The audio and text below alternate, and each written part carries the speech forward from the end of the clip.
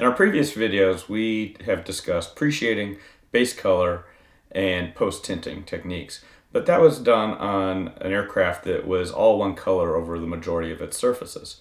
So the question now is, how do we apply these techniques to a color that is two or more colors to comprise the camouflage scheme? Case in point, we have a Spitfire here, an iconic aircraft of World War II. I have my instructions here so that I can follow the paint camouflage scheme. And we're going to go ahead and proceed with a very similar process to before. It's just a matter of order of operation now in utilizing those techniques to have a successful multicolor camouflage scheme. What I've also gone ahead and done is with the two colors for the top surfaces of the aircraft, ocean gray and RAF dark green, I've gone ahead and pre-thinned those colors, and we'll charge my airbrush up with the gray color first momentarily once I've demarcated the camouflage scheme. Now the question is, what am I going to use for that? Well, this is a material called glue tack, blue tack, poster tack. It comes under a variety of different names. You can find it at almost any stationery store or hobby store. It's essentially just a rubberized putty that I can utilize. I can apply it to the model without affecting the paint when I remove it. What I've gone ahead and done is I've rolled it into coils so that I can basically outline the specific areas that I intend to paint. So let's go ahead and get started with that process. I am going to apply the ocean gray first, so I want to address all those areas specifically. The areas that I'm actually covering up are going to eventually be the dark green color.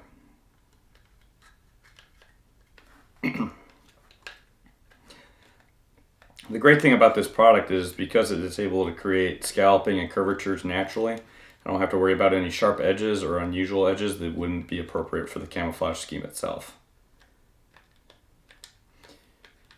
And it's completely pliable and easy to work with. This product actually performs a little bit better the more you use it. It's totally reusable. And actually, when it's brand new, it can be a little bit more difficult to work with because it's actually a little too sticky. So you just want to be very careful the first couple of times you use it to apply to a model, as it may be a little bit difficult. But again, as you use it over time, it will become more pliable and yet not quite so have as much adhesive effect.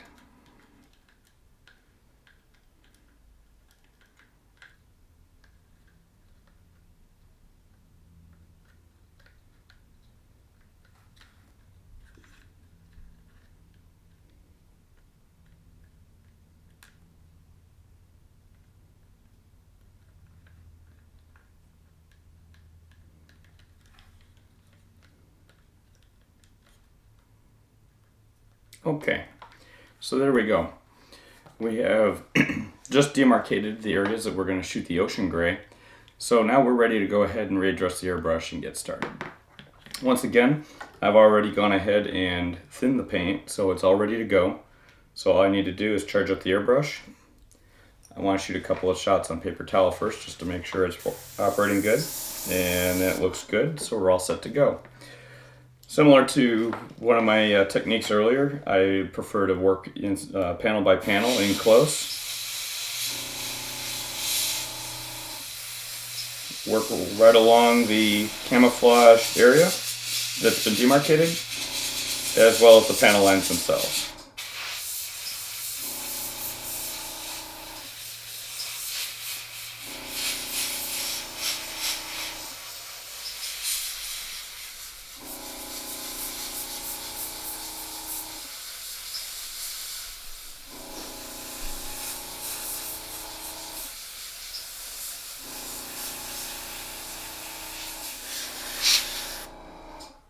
Okay, so now we've addressed one of the two colors, but before I remove the mask, what I want to do now is actually the post tint for the ocean gray areas.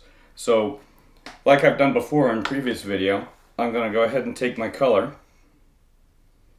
We're going to set the model aside for a moment, and we're going to add a little bit of white to it. The reason for doing this at this point in the process is because when you have two colors cut across the same panel line, you want to create the same effect, but you want it to stay segregated within each color. And that'll be more self-evident when we get to the end of the process. I want to add just a little bit of thinner as well because I've added white. Give it a little stir here. There we go.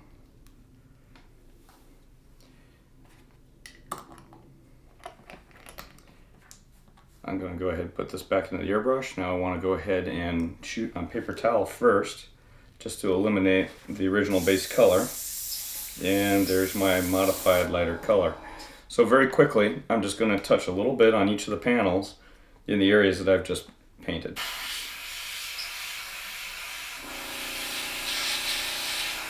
I'm going to hold a little bit further off of the model just to give a little bit of a more feathered effect. It can be very subtle. If you want to get more dramatic, you can get in closer.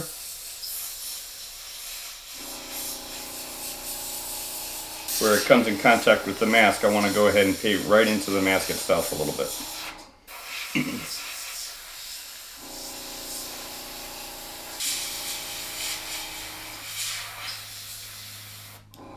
Okay, so there we go. We've established our pre-shade, our base color, and the post-tint with one color. So at this point, we can go ahead and take the opportunity to go ahead and remove the mask and see what we've accomplished so far. So let's go ahead and do that. Very simply, if this glue tack applies or remains behind on the model, just very simply tack it to itself and it'll come right off. Also, I'm shooting in thin enough coats, even though the paint isn't fully cured, it's dry enough that I can handle it without compromising it. You just want to be careful, but you should shoot in thin enough coats that it'll readily be dry enough to be able to handle the model.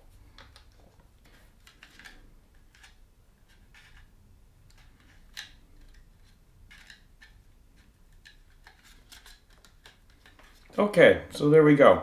We've completed step one of our two colors process. At this point, what I need to do is take a moment. I'm going to go ahead and re-roll the coils again.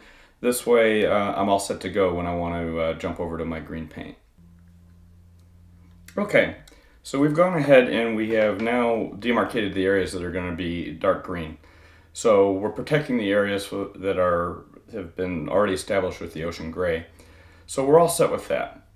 But before we go ahead and adjust the model again, I want to talk about a really simple technique in switching from one color to the next. It's not necessary to break down the airbrush completely to do a full clean. You can do a very simple flushing method that I'm going to show right now.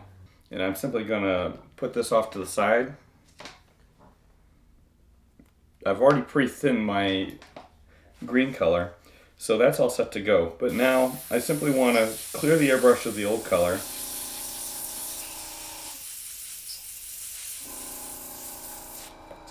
And then I have another vessel here with just paint thinner, and we'll go ahead and do a quick flush. And it doesn't have to look perfect. All I want to see is that most of the color is out of the airbrush, and very quickly it's already out. So I'm going to remove this, blow the remaining thinner out, and now I can introduce my pre-thinned green color. You may see a little remnant of the previous color still in the airbrush, but just like that, we have eliminated that and we've moved on to the green color that is going to be our next color to apply to the model. So let's go ahead and do that. Just like before, basically it's going to be the exact same process. In close to the model. And so wherever you want to make some slight adjustments to the overall scheme, when you switch over to the second color, that's your opportunity to make those subtle adjustments.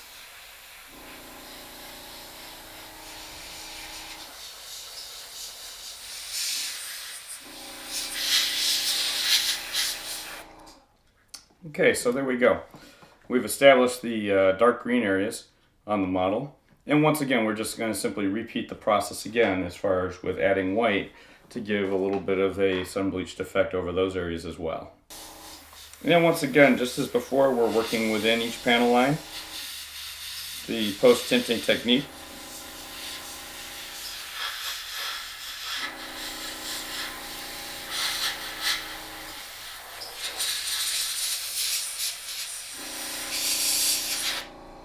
Okay, so we've completed the post-tinting process once again on the dark green.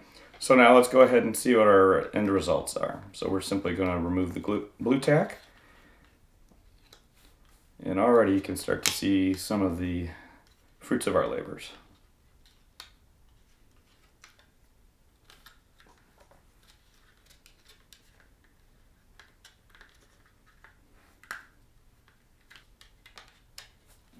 So we're finished with our painting of the camo scheme. We've established both the scheme itself, pre-shading, which addresses dirt, and the post-tinting, which addresses sunlight effects that could occur on aircraft. We hope you've enjoyed this series of videos, and we hope this helps you to advance your modeling technique so that you can take your models to a higher level of excellence.